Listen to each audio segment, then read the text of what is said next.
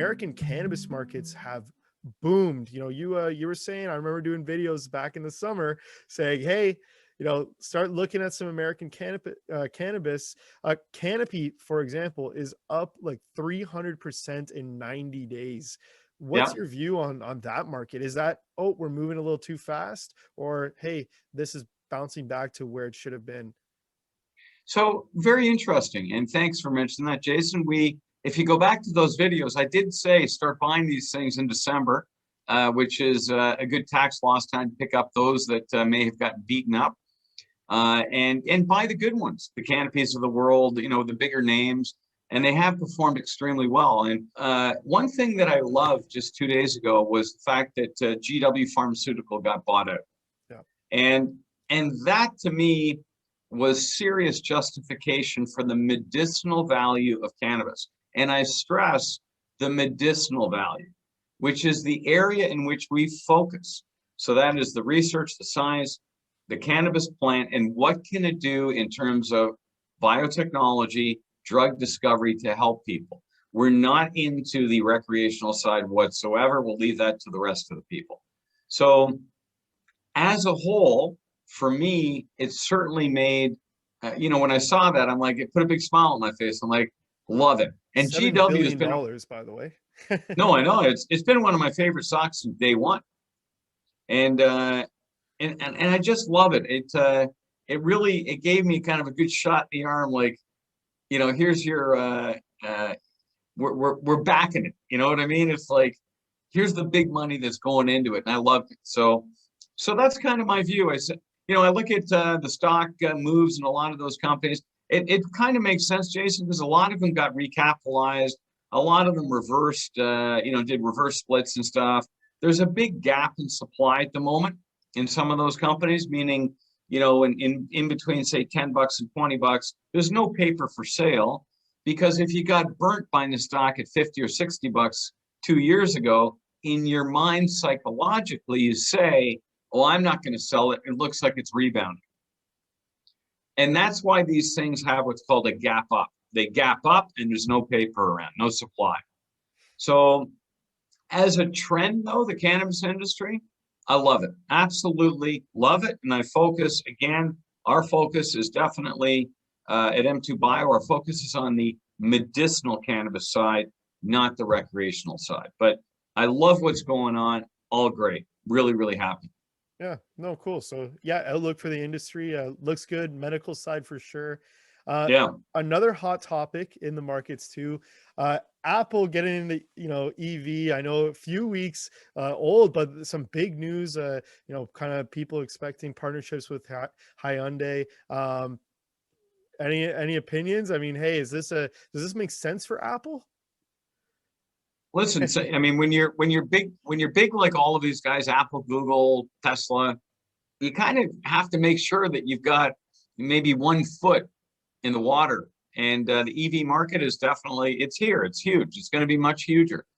So Apple is probably betting on their technology and their brand to be able to say that we can do just like maybe Elon has done. Listen, a hat tip to Tim Cook. This guy's been brilliant. He's done a great job at running Apple. And I love his little bit of a pushback on Facebook and everyone else recently.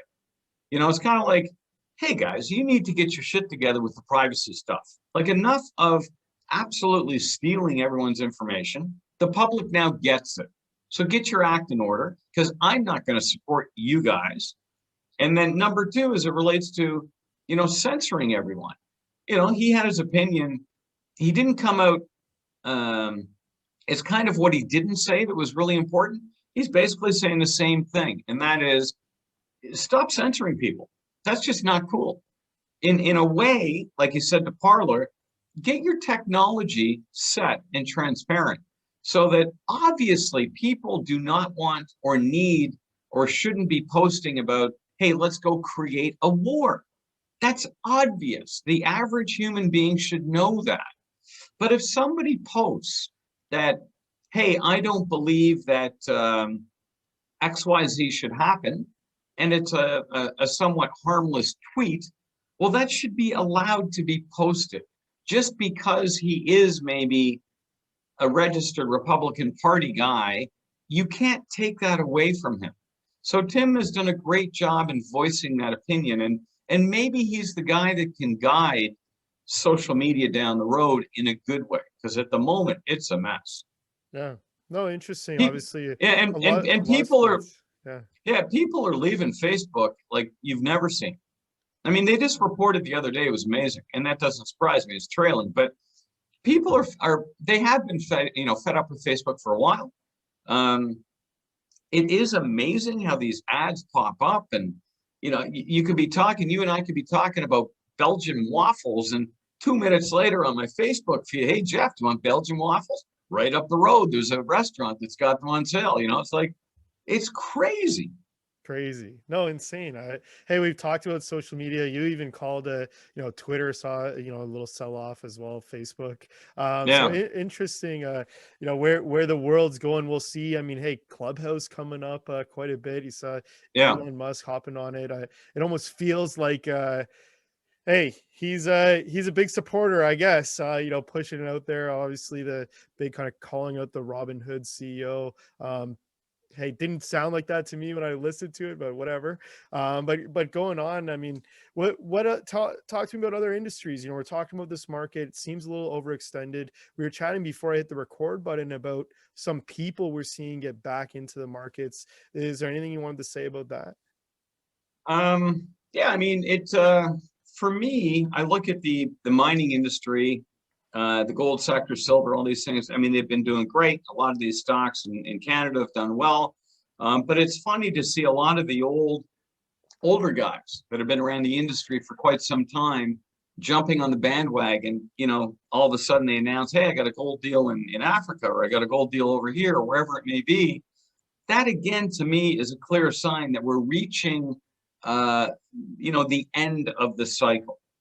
And it's a clear signal that you really have to be very careful. I mean, you got to be careful at all times when you're investing, but this is, for me, I look at it, I'm like, are you kidding me? Like, that guy's getting involved, and then I'll later on. I mean, the same thing, I've said it before, I'll say it again, in the mushroom sector, the psychedelic mushroom sector. I mean, every day there's another new Canadian deal that's getting listed that claim to be in the sector, that claim that they're going to do something. And quite frankly, none of them, sorry, not none of them, the vast majority of them aren't doing anything. They're just trying to ride You the want to talk wave. about some super trending industries? Talk to me. So psychedelics for sure, we all know that. Yeah, Vegan food, yeah, that's when you're seeing a new deal kind of every single week. You've got from yeah. Very to to Plant X to Eats to this to that to this to that. Incredible. You're seeing a lot of mushroom infused coffees and stuff now. Out of nowhere, just, oh, by the way, we make mushroom infused coffees, guys. Yeah, I just read one yesterday. I think it was Namaste or whatever. They've been around for a while. All of a sudden, they're announcing that we're getting into magic mushrooms or whatever, and the CEO says, "Well, listen, I'm not jumping on the bandwagon here. It's something we feel is going to be really good." And I'm like, "But what does that mean? You're getting involved in the industry? Do you not realize that the psychedelic industry is a highly regulated industry, that very few people in the world are allowed to work with the drug, and we're one of them? Like, do you have the license? Have you gone to the government? Are you allowed to conduct the research? Like, these people just out of the blue just say, yeah, we're involved. It's crazy thinking. Yeah. No, it's insane. You're seeing a lot of trends. I mean, also we're seeing a lot of gambling type stuff. Yeah. Mind you, I esports. got to tell you, Yeah. on the gaming gambling side, I'm not too keen on that. That's not for me. But on the online betting side, I've always been a big fan. I mean, that's a no-brainer. Yeah. Been a big fan forever. It's just an issue of framing the legal side so that everyone gets a fair crack. And Yeah. it's much like kind of the paying for order flow that I just spoke about earlier. When you're playing poker online, how do you really know that card that just turned up was really, a random card that turned up. You don't. It's tough. Things like that. You've got to make sure the rules are really clear. So, and that's funny. We talk about rules and regs. That's one of the things that, for me and everything that we do, whether it's the psychedelic industry, whether it's GameStop, whether it's any of these things, if the rules and regulations aren't clear, you're going to have these bubbles that are created because people will always push it to the limit. And I see that in so many of these speculative kind of industries that are out there that are hot. And those are the ones that you need to be either short, or these are the ones that you just need to stay clear. I mean, the psychedelic ETF, good idea, but quite frankly, like, the psychedelic ETF, like, what's it really worth? I hate to say it, but you got a basket of stocks where 99% of them, those companies do that much, zero. No, you're right. I mean, it's incredible. What did it close at yesterday, Jason? And just for full disclosure, we're not a part of the psychedelic ETF. We're obviously a U.S. company. And I'm not trying to, I think the idea is a good idea, but I look at it and, like, how do you value how do you value any of the, very, very few of them you can actually put a value on them, very few. So that's another indicator, in my opinion, Jason, of, a psychedelic ETF coming out. For me, it's far too early. Well, so here you go. Close at almost $10, $9.82. Already, hey, pretty extended. But I agree with what you're saying. It's incredible. You see it in a lot of industries that, market caps are 300 mil, but revenues 700K. It's incredible in a lot of ways. So I agree with you.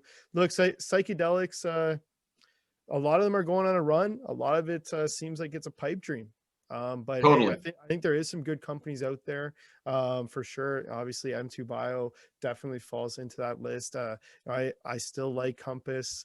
Mine made it a little bit, but now that they're down from a $2 billion valuation, okay, maybe they're a little bit more interesting now. I like Haven a little bit as well, actually selling the compounds. That's what I look for. But there's a lot of other garbage out there, like you already mentioned, the Jamaica, trips, let's put it that way, right? Conducted by a shaman. Yes. Like, yeah, that's a really good idea. Like, go get yourself all messed up on a bunch of drugs, with some dude that's a shaman, that's not a doctor. It's like, it's not going to end well for a lot of these companies. It's not going to end well for a lot of people. I've always talked about it, this industry, the psychedelic industry is a medical industry, a biotechnology industry.